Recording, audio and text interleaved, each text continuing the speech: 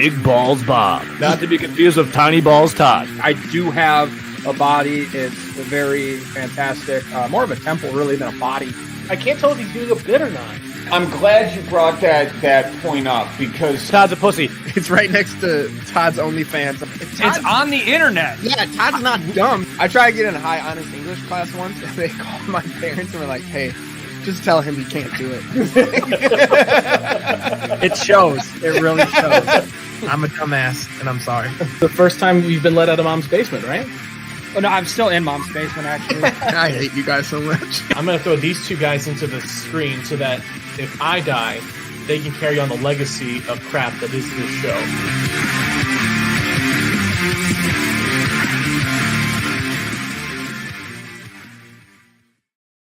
Hello, Green Bay Packer fans. Welcome into another edition of Lombardi's Bar. I'm your bartender, Dan Connick. Thank you so much for joining us again today. If you have not done so already, you're watching us on YouTube or anything, go ahead and take a second right now to go ahead and hit the subscribe button wherever it is from where I'm pointing, one of these corners. Go ahead and subscribe to the Game On Wisconsin YouTube channel so you get notified every time that we go live. Oh, we got a great show today. We got training camp stuff to talk about. We've got special guests coming on to talk about the offseason training of one of the Packer wide receivers that hopefully is going to be turned into a huge contributor this season. But before we get to any and all of that, before I even bring in my two co-hosts, it's been brought to my attention that last week's show ruffled a few feathers. I said some comments. I made some points about a certain kicker named Mason Crosby and floating the idea that maybe, just maybe, his time has run out in Green Bay. I want to take the second to formally apologize to absolutely fucking nobody because it's time, everybody. It's absolutely time. I am on the train now. You've pushed me beyond the edge. I am so far gone. I am on the Fire Mason Crosby bandwagon. It's on now. You've done it. You hell have done it. We're going to bring in Todd and Jimmy now to talk about this. You guys pushed me. You pushed me. Your wife is packing her bags as you pushed me to the as point we're about Mason Crosby, guys. We didn't push you. Your wife was the one that was upset, along with producer. It was a lot of wives. There were multiple along with wives. producer Nick's wives. So let's just remember they're the ones that you are currently attacking. And I mean it's a lot of house to remodel by yourself, Dan. Yeah. Most of it's done. Most of it's done now at this point. She's definitely kicking you out then and just reaping the rewards. Yeah. But we can talk about Mason Crosby later on. Yeah.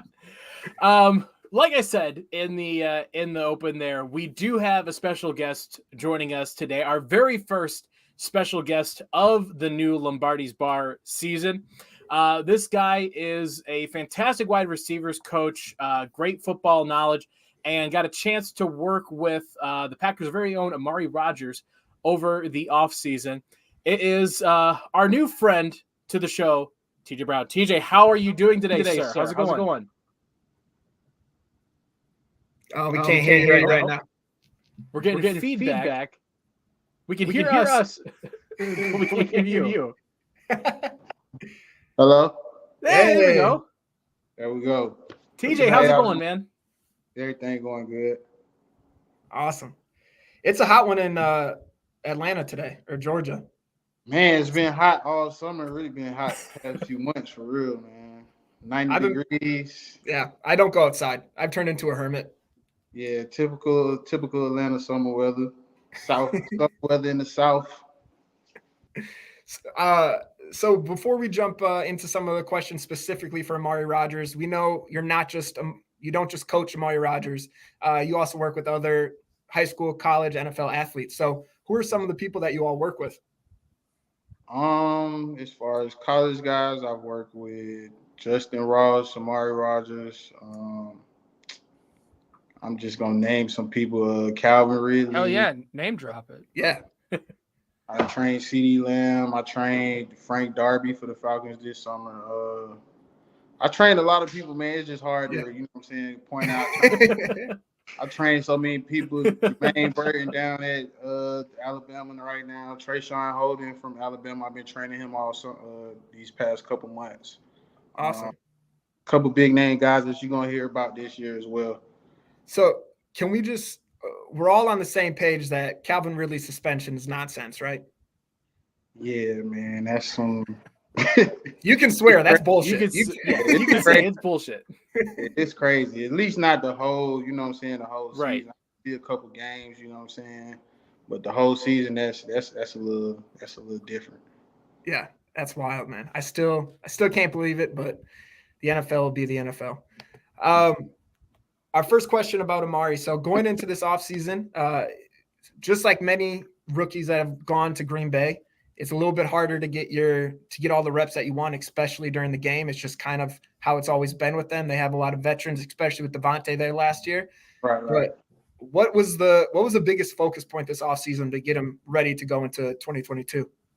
I mean, Mari's biggest focus point this season, like off season, I was kind of proud of him because we kind of came up with a schedule and he stuck to it. So his plan this off season was like to just get better at his releases, get more better at the top of his route, working things at the top of his route that work within their offense, and really just running routes for real. He said he learned a lot from Devontae Adams last year, and a lot of it was just he would just tell him just run routes, you know what I'm saying? So we were just running different routes and trying to figure out different ways how we could, you know what I'm saying, make the same route look different. And he just wanted to get better on his speed and flexibility and things. So, you know, he did a lot this off season. Just he worked with a speed coach, Dwight Phillips, ex gold medalist from the USA.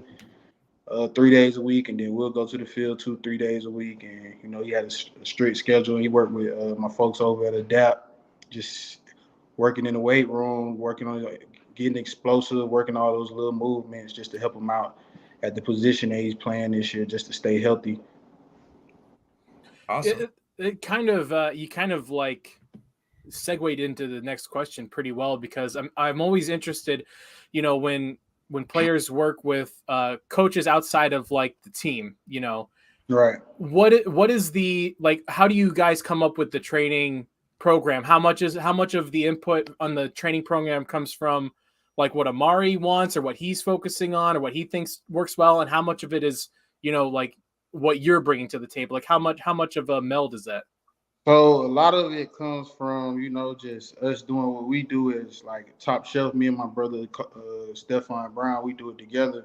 It really just comes from what we've been promoting, just as far as like releases, top of the route. We work a lot of our biggest thing is drills that translate. So we always want to work different things that translate to the game, not just running drills for no reason. So just really just different routes, coming up with different releases, you know.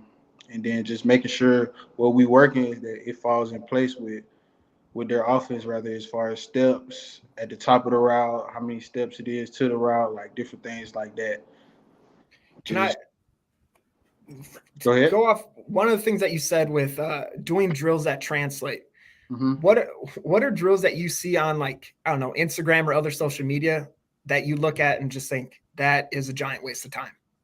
I mean, most of the things that you see, just people just running around doing different things that you never see in a game, you know. So I just try to make all the things we do, the different movements, make sure they make sense for what we're trying to teach. So everything we teach, even though, like, so now everything now is everybody posts videos, everybody's a trainer now. You know what I'm saying? The videos look cool, but you know what I'm saying? At the end of the day, you got to be able to explain what you're doing and why you're doing it. So everything we do, it's like if you ever came to a session, you'll see we'll do some 2-3 times before we run the real thing. So I break the route all the way down from the release all the way to the top of the route, driving out everything. So just really making sure it makes sense with what you're trying to do, because it is a lot of stuff out here that, you know, is fascinating, but at the end of the day, you got to make sure at the end of the day, quarterback only got 3 to 4 seconds. 4 seconds at the best line in the league. So quarterback only got 2 or 3 seconds to throw the ball. So you got to be able to get open either at the line or at the top of your route. You got to win either one of them places. You ain't got too much time to spend too much time. Yeah, obviously, I don't think his rookie season went the way he was kind of hoping it would. What were some of the biggest areas of growth you saw from him in the offseason physically and mentally? I mean, having that rookie year, I feel like his mental state, couldn't have been in the best spot coming into an offseason workout, being hungry, obviously, but how did you just see that growth from him in the offseason? This offseason, I really seen, because I've been knowing Amari for like probably 3, 4, 5 years now. So just this season, I've been seeing him grow up for real. So this season, I really seen him like mature as a young man and mature as a vet in the league. Like, not even just saying he's a vet, but like how he carries himself. He made sure this offseason he took care of his body, whether it was doing yoga, swimming for recovery. And he really had a strict schedule, and he stuck to it at the same time. He just had a son. He just had a son this offseason, so having to deal with all that and still being able to be with his son and still being able to train and work everything within his schedule, like I commend him for that. Like, he really was focused. So I feel like him having his son and him going through it last year, kind of, I guess you could say with Vontae being there, it kind of got him to see things like a little different, and what he needs to work on. At the same time, you got to think he's a coach's son. His dad coaches in the league. So, he carried himself like very professional this offseason, I could say that. So I think that was most important, him having a big season this year, like how he carried himself and how he made sure he handled his business on all aspects, from working out to taking care of his body, making sure he's losing weight, but at the same time, he getting faster and working on the things he needs to do to be successful this season. So awesome. As a Packer fan, I obviously love the Packers. We have a lot of great fans, but we also have some of the most annoying fans in the world, especially on Twitter. And I feel by your smirk, you also agree that our fans can suck sometimes. How does a young guy come into the league, 3rd round pick, and then you can't completely tune out all the noise that comes from Twitter? Like, how does that affect a young player like him, and how does he do his best to just kind of push that away? I mean, honestly, I don't really think Mari really pay attention to all that. For real. I think at the end of the day, he's more focused on himself, and he knows what he can do, so he's just waiting on, his opportunity to prove to everybody what he can do. Like, at the end of the day, we talking about Amari Rodgers came off of a knee injury, first game, over 100+ yards. So, I could say one thing. I want to say it was about 2 weeks ago. We was working out. And he was like, "Damn." I was like, "What's up, bro? You heard something or something?" He was like, "Nah." He was like, "Bro, it's the fastest I ever felt in my life. Like, I feel good right now." So I know he in the best of shape right now, and he just, he ready to show everybody what he can do. I don't think he really focused on what everybody else is saying. I think he really just focused on proving himself right more than anything. Yeah, I can relate to that. I'm feeling the fastest I've ever felt in my life as well right now. So it's the mustache. Yeah, just really enjoying that. Yeah, but when you start at 0 and you get to level 1, yeah, that's a big increase. Amari's going from 10 to 11. You're at 0 and moving to 1. Yeah, I got a sub 840 right now. Not a big deal. I don't want to brag, but hey, man, I like to see it, man. Y'all got to set a race up between y'all two, man. I think that'll be good. Let everybody. For sure. TJ, you don't know the firestorm that you just started there, buddy. You tell Amari anytime, anywhere, I will race him. I'm not even worried about it. Well, Todd, I think there's a schedule online of when and where Amari is going to be over the next couple of weeks. I think you're more than welcome to go there and, you let Amari know that you think, run outside the fence. TJ, you mentioned about Amari being a coach's son. And we know that his dad has a real connection with Randall Cobb, another one of those veterans that's on the Packers right now. How much is that relationship between Amari and Cobb? How much has that translated over into this year? Did you see anything before this year? Because we know that, there was a relationship before they even played together. Have you seen any kind of rub off of that? Or even more so, how much has his dad being a coach affected how he comes to training versus other players? I mean, it's crazy how life works. So when T was at UK, he recruited me, and I was on a visit. And Randall Cobb was actually like my host at the time. And it's now crazy. Me and Mari talk about it all the time. It's like, dang, bro, your dad recruited me, kind of trained me a little bit in high school. He was like, now I'm training you. So it's kind of crazy. But I think him and Randall Cobb's like relationship has always been since he was younger. You know, they always kind of had a relationship. So just for him to be there with Randall just as well, you know, I think he's learning a lot and just, you know, learning a lot about the offense and just learning a lot, just how to be a vet, how to carry yourself, learning, you know, the little things, the ins and outs, the getting open in the league. Because at the end of the day, that's what it's all about. So obviously you do a lot of work with receivers, one of the best receiver coaches there is. But when I was talking to your brother, he mentioned that you guys also do a lot to give back. You hold football camps and have a little charity thing going on, correct? Oh, yeah. So we actually did things a little different this year. So we had a TSP weekend. So Top Shelf Performance, that's our company, me, him, and my cousin, Stevan McGill. So we had a TSP weekend. That Friday, we had a Friday Night Lights with the pros. That was like our high school camp, receiver camp. We had all the NFL guys we trained, like Calvin Ridley, Nicole, Quez Watkins, obviously Mari. We had a couple of them come out, help out that Friday with the high school kids. That Saturday, we had a Stop the Violence camp for Coach Steph, you know, for the kids in the community and stuff. And then later on that evening, we had a book release for my cousin, Stevan. He had a book. He wrote a kid's book. So we did that in the afternoon, and it was a pretty good weekend. Awesome. If there's anywhere people are you guys taking like donations to help with that, yes, with those camps or anything? Where's the place for people to check that out and maybe support you guys? They can go to my Instagram at Top Shelf. It's right here at the bottom, Top Shelf _TJ. They can click it and it goes to the link me account. Perfect. Todd will donate $1,000 today. Yep. Maybe. Well, I gotta. The way my bank account's set up is it takes 3 days to move the. So we'll see. I'll try and get something. Yeah. Say less. Say less. I'm gonna hold you. The winner of Amari and I will donate $1,000. So I guess one last question here on your way out. What are some predictions from you, or what can the fans expect to see from Amari in his second year here with the Packers? I mean, I think they should see a breakout, explosive year. I think he's healthy. He looks good. He feels good. He's confident. I think they should expect a great year. I mean, me and him talked about it. Like I told him, I think, bro, it's going to be one of the best years you ever had. Just because I seen him dedicate himself, you know what I'm saying, firsthand. For any player or any human being that could understand that when you just lock in on something and just everything you doing is dedicated to that, and at the same time you have your relationship strong with God and you focus, you know, you just locked in and all that just makes sense. I feel like everything on flourish just the way you want it to. So I think I expect a great year from him. He's the fastest he ever felt.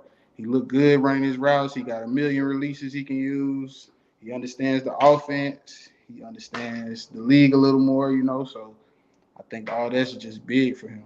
So. Awesome. Actually, and one other that just came to my mind, something that was discussed today by Coach Matt LaFleur. The Packers are in the hunt for a new jugs machine. What do you use a specific brand that you could recommend to him that maybe they should be looking into that Amari is used to working with in the offseason? I mean, we use a jugs machine. That's about it. Jugs machine, Monarch machine, and my good old arm right here. They'll hire you just to I asked Mari. I was trying to get Mari to work with some quarterbacks one day, and he was like, "Man," he was like, "Shoot, I'm trying to focus on this." He was like, "You could be my quarterback." Hey, I had a couple throws. I say, "Hey, man, I ain't A-Rod, but I'm gonna get it there, man." That's all we need. Yes.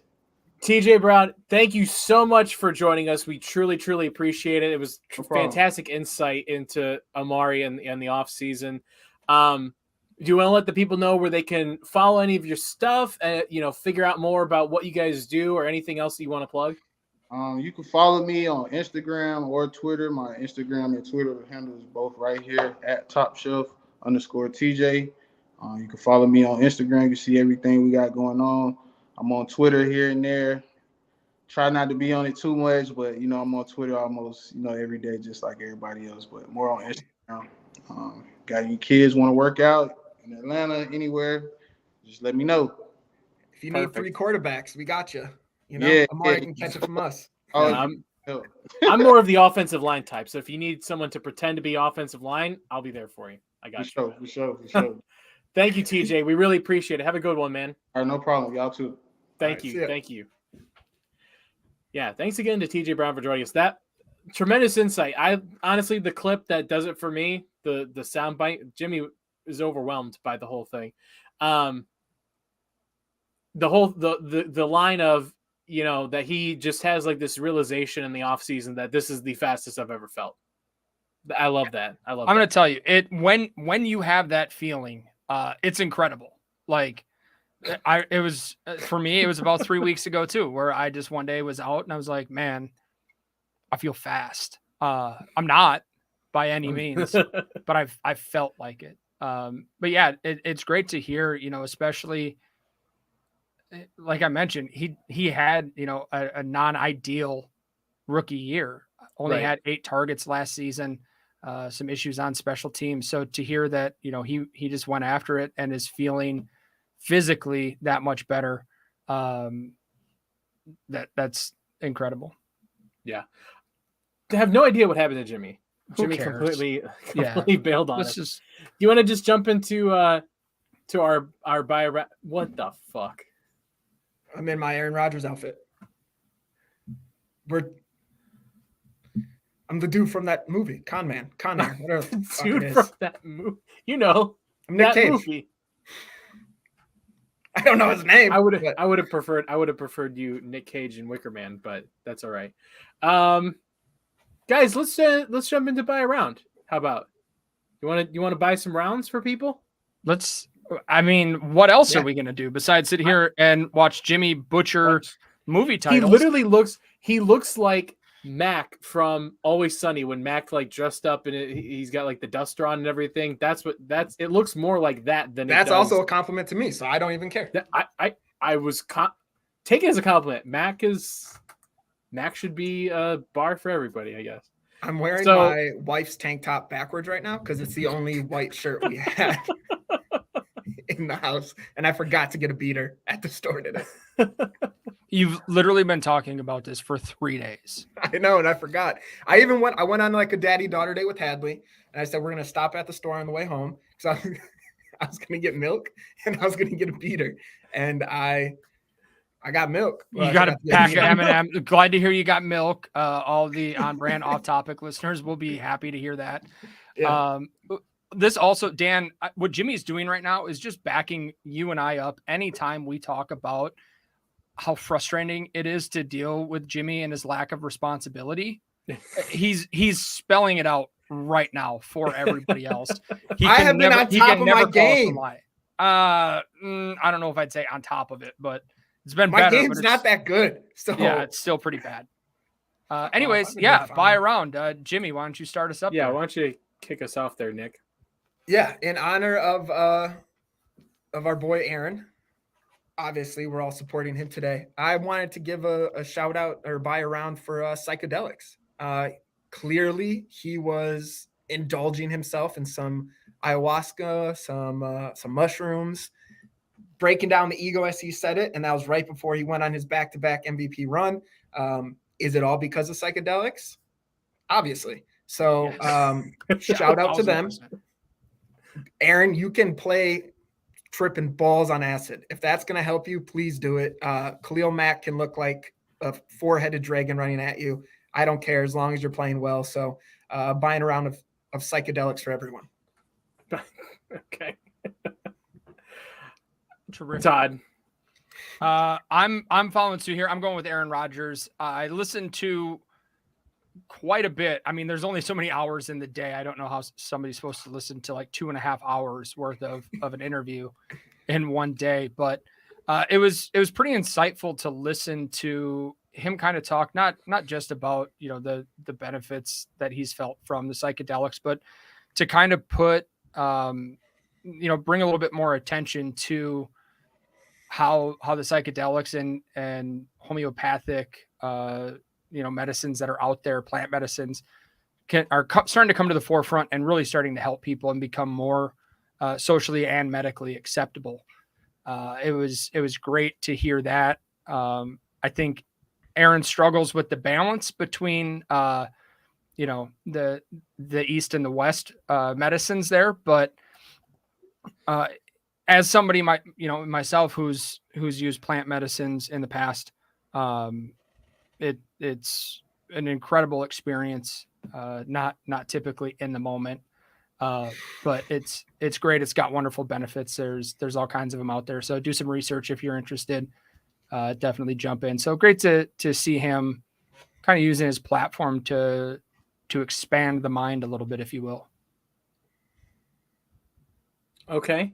Dan, go the other way with it. Yeah. Rain on everyone's parade, Dan. I'm going to bring, look, I have nothing to say about the podcast, like the content in the podcast, because I didn't listen to it.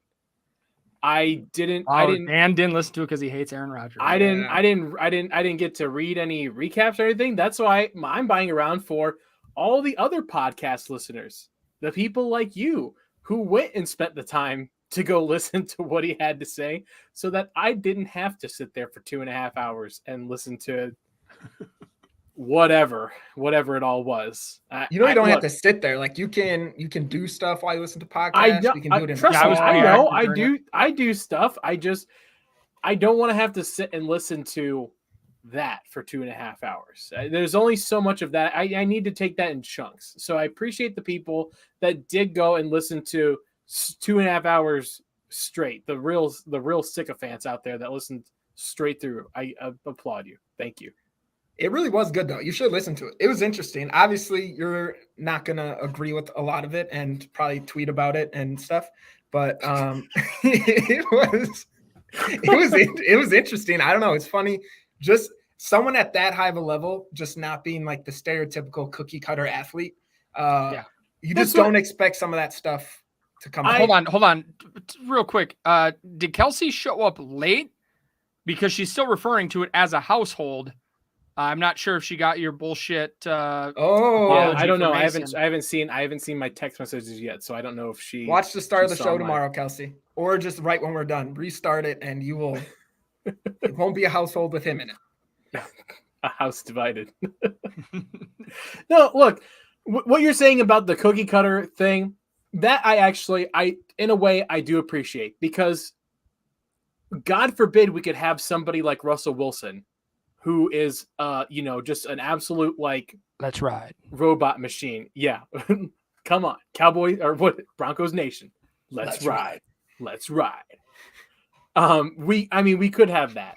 And so I appreciate that he is authentic. I don't always agree with his authentic self or think that he fully is the open-minded thinker that he might think that he is, but I do at least appreciate that he is who he wants to be. He's not somebody else. Open-minded if you don't listen to what he has to say. Well, because I've heard how he talks about other things. So you're taking so you're the secondhand information. No, I've heard how letting other people regurgitate. I've heard how it's from him. It's from him. But okay. That's why I'm staying away from anything in that podcast, because I didn't listen to it, so I don't have the firsthand knowledge of it. So I'm just saying, thank you to everybody else that sat and listened to it. Let's go to pay the tab. Todd, who needs to pay the tab today? I'm gonna go with Eric Stokes. I know there have been reports that when he's not getting absolutely torched by Romeo Doubs, that he's playing very well, and people are just like, those must be the 3 plays from camp that people aren't tweeting out as they tweet out every other thing that happens at camp. So it feels like every time Romeo Doubs does something, it's on Eric Stokes. So paying the tab for that guy, year 2. Let's keep it going, keep progressing, maybe stop getting burned. But I think 2 things, one, that just shows how great Doubs has been doing, is Eric Stokes was great had a great first year last year, and he's still struggling against him coming into this. And obviously he's still making plays, but it's kind of going to be, it's probably boring for beat writers to put every other play. Eric Stokes, great job. They literally tweet out I don't every think it's single boring play. for them. But I feel like they do it for the players you don't expect. Like you don't hear a lot about No. Jair. No, they do it for if somebody goes into the Porta-John, they tweet about it. Okay, I got to start following some different accounts. The other thing that I saw someone put on Twitter, and it drove me nuts. It was like a picture of Eric Stokes, and they commented, a Packer fan put, Romeo Dobbs is your daddy. And I was like, they're on the same fucking team, you idiots. Like, what are we doing here? They're getting each other better. How is that a comment you're going to, I don't know. Sometimes that's what I was talking about with TJ. Our fans some people suck. can be great, and sometimes I'd trade them for, I don't know, anything just to get them into Yeah, a but then I different spend fan 3 minutes embarrassed Twitter, and I'm like, never mind. Yeah, base. yeah, that's true. Packers If I have to Twitter's see, if not I have so to see bad. another thing about, guys, equanimity of St. Brown isn't as bad as a lot of people think. If I have to see another one of those tweets, I love EQ, man, as much as the next Packer fan, but goddamn, guys, he's probably the number one wide receiver there almost. That's the problem. That's bad news. He's not bad compared to the 26-year-old rookie they have, and like the 2 wide receivers arrested, and then the practice squad players on the team. So Hey, like, speed gets better with age, man. Nothing wrong with a 26-year-old rookie. it doesn't make sense. They're idiots. You're right, Todd. They are by far the worst. They suck. Jimmy, who needs to pay the tab? This week I am going to have, let me back up here. Todd mentioned it earlier, the damn jugs machine.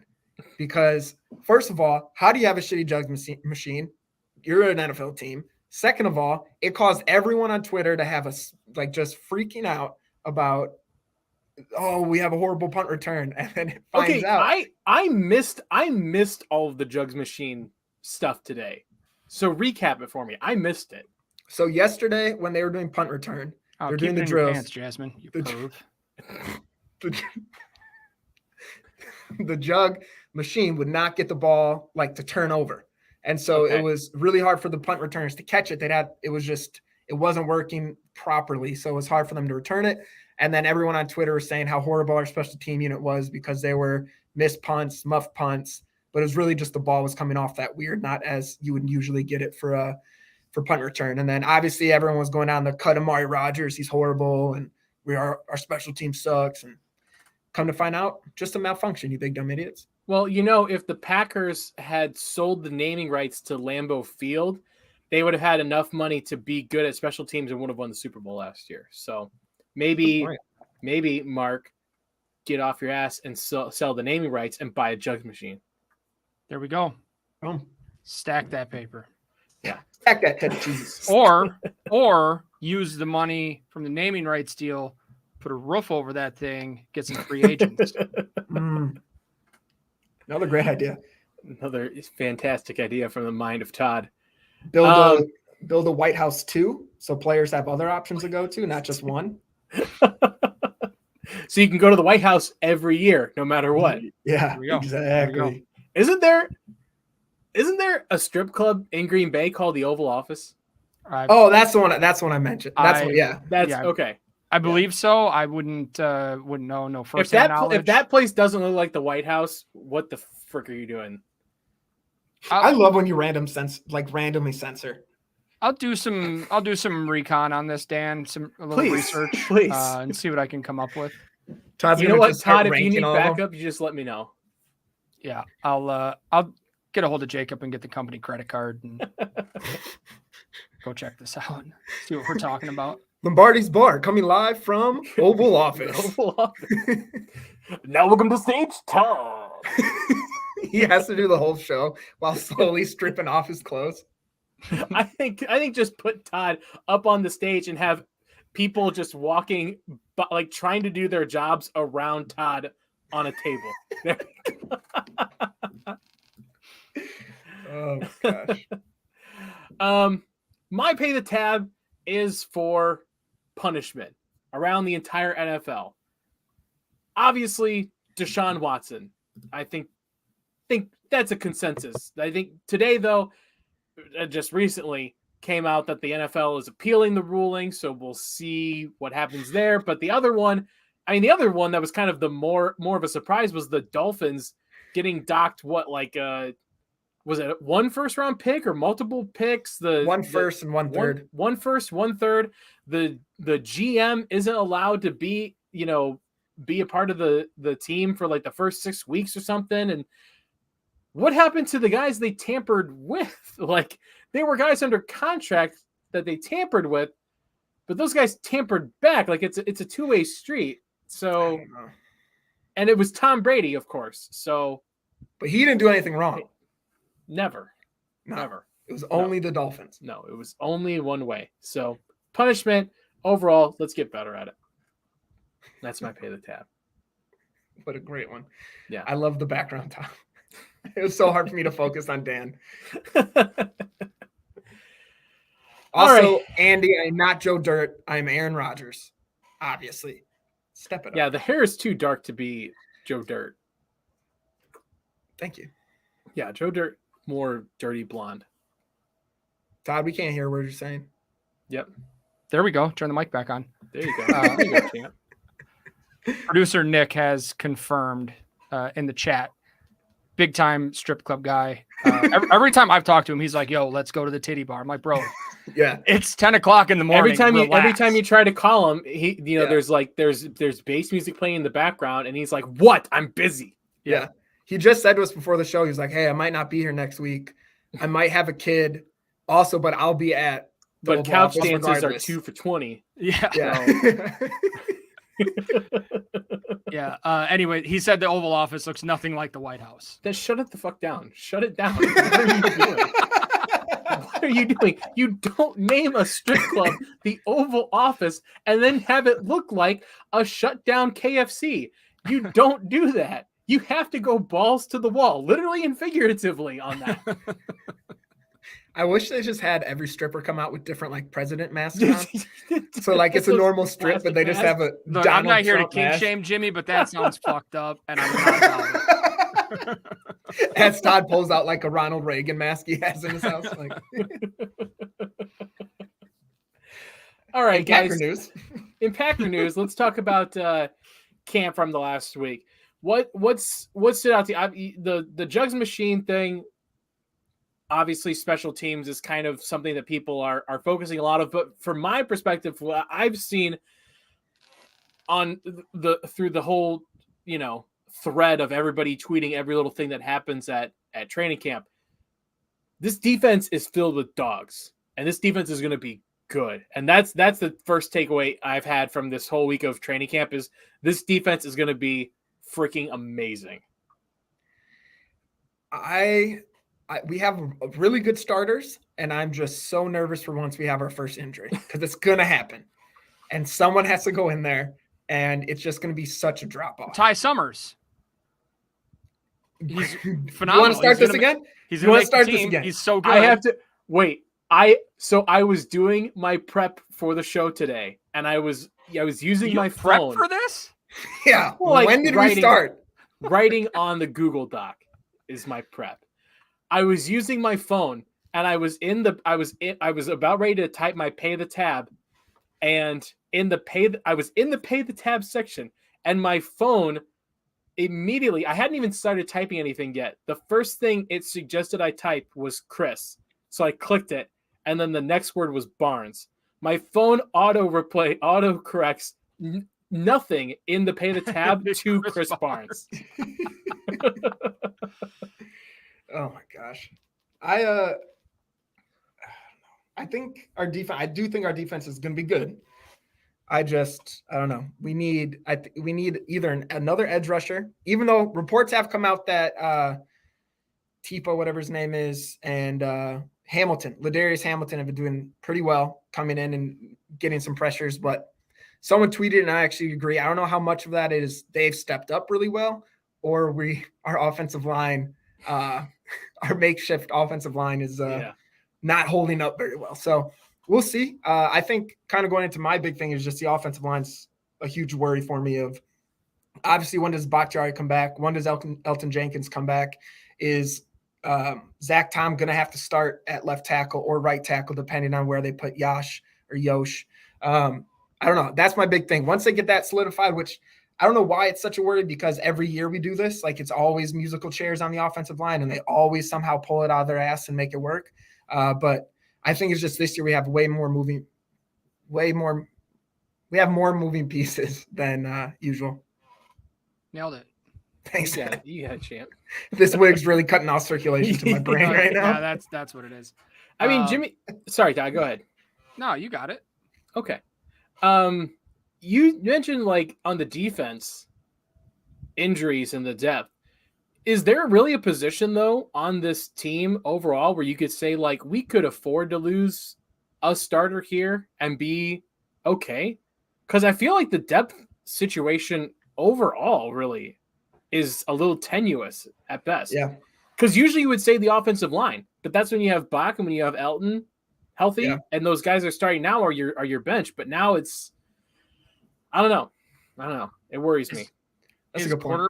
Quarterback the position that we could, like afford an injury the most? I mean, besides running back, like if Jones goes down, we slap Dillon. If Dillon goes down, we slap Jones. Yeah, but there's what behind him? Yeah. Tyler Goodson, Kylan Hill, Patrick Taylor, who's on the injury list again. Yeah, and that's just it. Is kind of across the board. I mean, wide receiver, they're doing well right now with without Christian Watson in there. Sammy Watkins doing whatever Sammy Watkins can do before he gets hurt again. I mean, there's a lot of bodies there at least. But yeah, I mean, it's definitely a depth issue. Hopefully some of these younger guys can progress a little bit quicker than needed. The one thing that worries me with Tipa is he is so undersized for an edge rusher. And you could see it last year when he would have to play for longer stretches or when he would get in at the end of a game, kind of mopping up some garbage time. He would just get pushed around a lot. He's got the speed, he can get the edge on guys, but if somebody gets their hands on him, he's kind of done. So hopefully he's been able to get a little bit of size put on him this year, a little bit stronger, and be able to hold that edge more. Yeah. In the chat, talking about Jordan Love, you kind of mentioned it. Jordan Love in his third year seems like taking a little bit of a step. All the reports, everyone's saying that this is the most comfortable we've seen Jordan Love look. Are you guys in the camp of I would freaking hope so in his third year he's starting to look at that? Or are you in the camp of this is what we were expecting and this is just we're finally seeing like the rise of Jordan Love? Are you happy or are you more like, I guess, angry about it? I don't know. I feel like this is what you could expect at this point. Like, it's not like he's getting game reps. He's getting his rookie year. There weren't really preseason games for him to be a part of.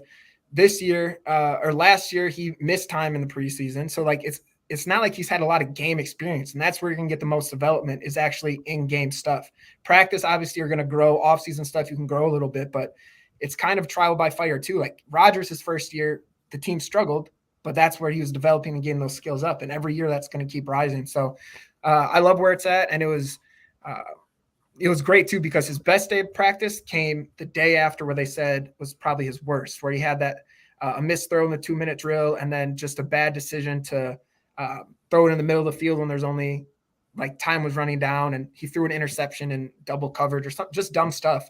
And then the next practice he comes back, and even LaFleur said that's the best practice he ever had. So it just kind of shows that mental development of being able to brush off the shitty times and continue the progress. Yeah. Any other points or anything you guys want to touch on about what we've seen so far in the first full week of training camp? I'm excited to have Coach speak back. Just around the league when coaches talk without saying anything. I love it. It's so fantastic. Did you guys hear the speech from Jamal Williams that he gave about being a nerd when he was a kid? No, like it was like a pump up speech. Oh, I missed that one. Yeah, I think the Lions released it as part of like like part of their ad for Hard Knocks, which I think starts this week or next week. Next week, the 9th. But yeah, dude, I heard it. They played it on sports radio here, and I was about ready to run through a wall. Jamal got me jacked up, man. That's what I'm with you, Ty. Like, I love everyone at this point. The coaches, the players are just so high on their own shit, and It's great. It's really cool to watch. It's just really fun to watch guys be that jacked about themselves. I was listening to AJ Hawk on the McAfee show, and he was saying it's kind of like you were saying, this time of the year, all the players are like, you know what? I'm turning it around. I'm taking it serious now. Doesn't matter if I was late every day last year or I miss all my assignments. Like, this New is year, the new year me. I'm turning it around. Yeah, new year, new me. And he was like, it lasts like a week, and then it's back to the same old shit. It's just, but yeah, and like you said, this is the time. Everyone's pumped up. Todd said coaches are back on the mic, saying absolutely nothing. It's football's back, but it's kind of, I feel like the next few weeks, especially when preseason games are coming, it's going to be the time where we're just being teased of like, it's almost here. It's just not fully here yet. Well, Hall of Fame game tomorrow, right? Sure. Official kickoff to the season. Everybody ready for it? Let's watch the Jaguars. Nothing says Thursday night football like Jacksonville Jaguars. They should just play all their game. Like kind of like the MAC did. Like, I was you know what? about You know to how say. we're going to get people to watch our games? We're going to be the only people playing that only night. game that night. Like Exactly. Jacksonville, you want to get people to watch your games? Play on Wednesdays. That's what I've been. I'm once I got a taste of like Tuesday and Wednesday night football in the middle of COVID. Oh, that was there was no so coming back good. from that. Yep. Yeah. I need it on every day of the week now. Yeah. All right. I kind of miss COVID for that.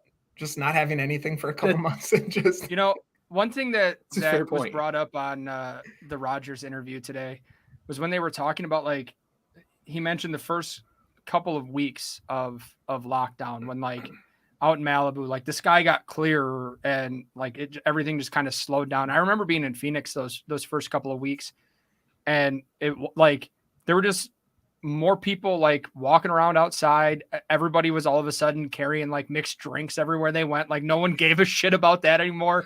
But it was just like while it was kind of a scary and unknown of what was going to happen, like everybody just had this like different, like optimistic vibe. Like everything seemed a little bit more friendly.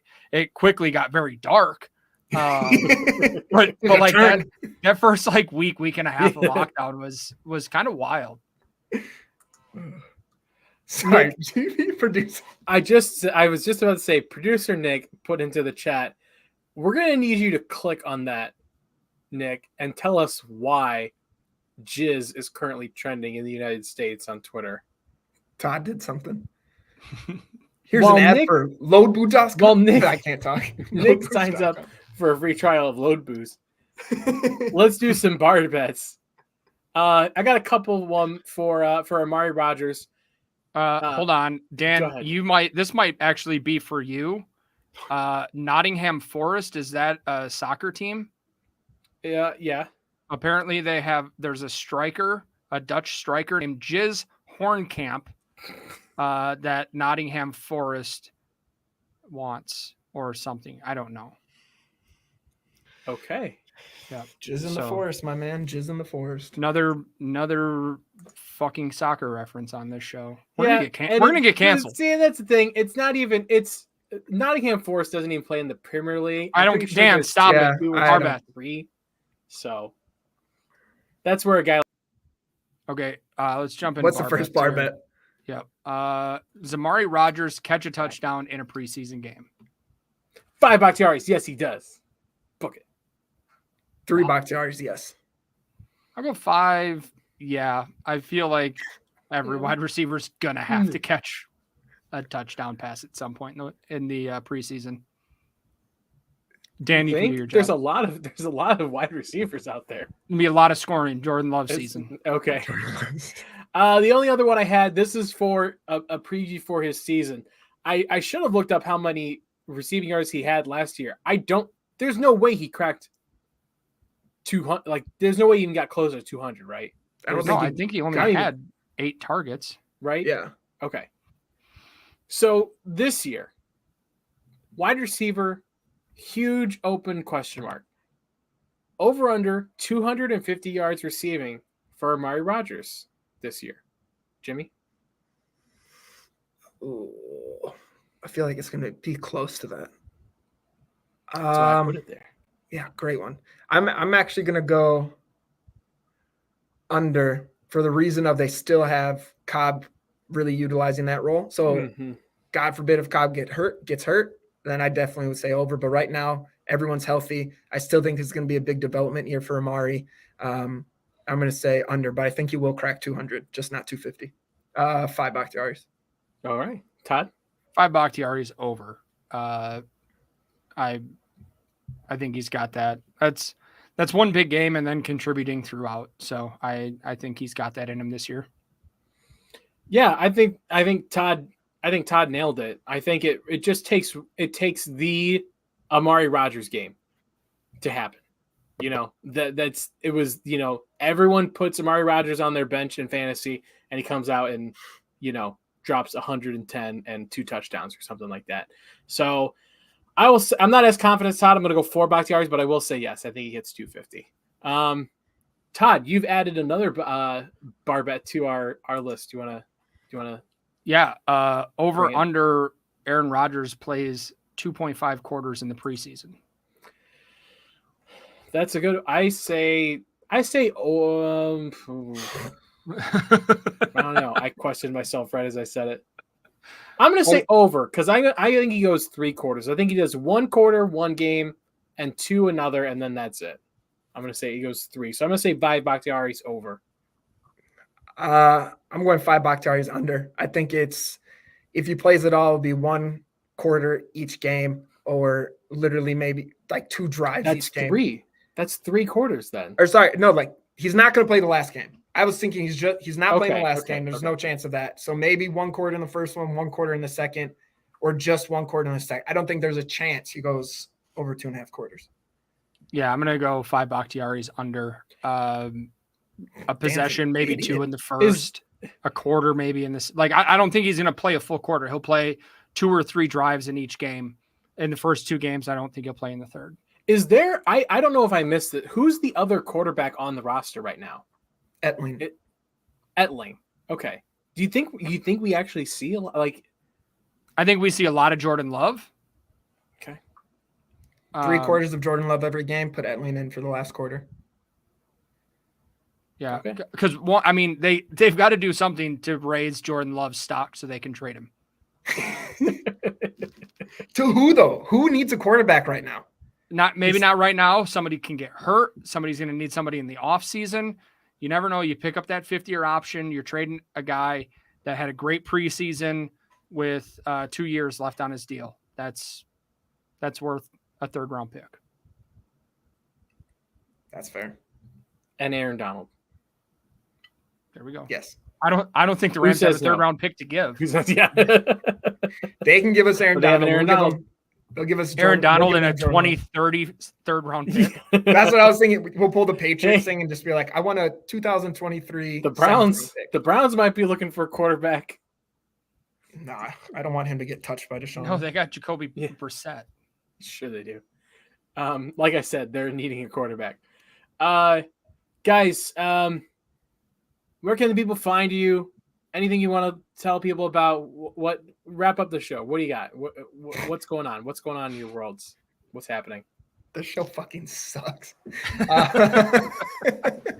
This show, Dan prepped for this, ladies and gentlemen. Yeah, that's the problem. Dan prepped for it, and his ending is still. Well, let's wrap it up. Ooh, good point here by Jay. The Panthers are collecting 1st-round quarterbacks. He'll be part of the Frankenstein quarterback that they create. Yeah, we'll get like a 3rd from them, and they could have those 3 first-rounders. They'd have to get a 4th, and each one plays a quarter. Yeah. Anyways, you can follow me at the Todd V. Go ahead and follow us on Twitter at Lombardi's Bar, as well as TikTok now. We have one of those. Who is running the TikTok? Jimmy and I. And you, if you want to, and producer a lot Nick. of twerking. Maybe he wants to get in on it. So we've got a TikTok. Jimmy and I got a couple ideas there that we haven't told Dan about yet because he'll tell us no. So give that a follow at Lombardi's Bar. Follow me on Twitter, Jimmy_C08. Obviously Lombardi's Bar every Wednesday. On the Sunday episode of Pack-A-Day, and then also On Brand Off Topic every Monday. Just make sure you follow Lombardi's Bar on Twitter. I think, we'll probably have a giveaway at some point this year. So give us a follow, something. Find the good stuff. We have some announcements coming out. We have some cool guests this year. So make sure you're following. Don't be a big dumb idiot. Yeah. You can follow me on Twitter at DK All the Way. You can read my CheeseCon threat assessment report on Game On Wisconsin every Tuesday. And that's all I got going on because I have a kid now. So I have 2. I know you do, but hey, you're doing more than me, and I have 0. So for producer Nick, for Jimmy, for Todd, I'm your bartender Dan saying so long, everybody. Cheers. And until next week, go Pack, go. Go Pack.